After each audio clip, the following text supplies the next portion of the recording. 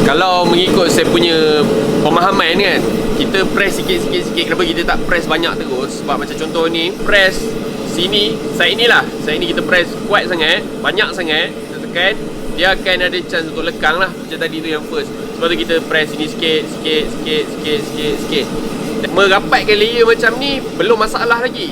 Bila kita nak press macam ni, kita takut bila kita nak press macam ni, kita risau dia akan ada chance untuk lekang. Sebab tu tekan macam ni tak boleh banyak sangat. Dia kena tekan sikit. Setakat ni yang saya buat daripada masalah-masalah sebelum ni, kita jumpa solution dia macam tu.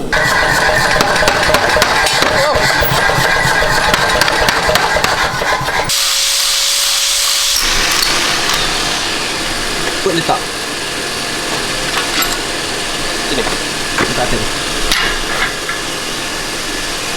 Masalah dia kita boleh nampak pada billet yang 90 layer lah. Kita ada yang ada satu lagi try untuk memastikan dia betul-betul lekat.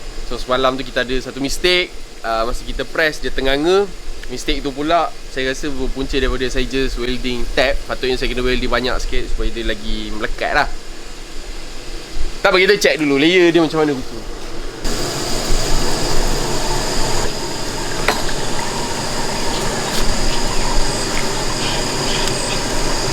Definite.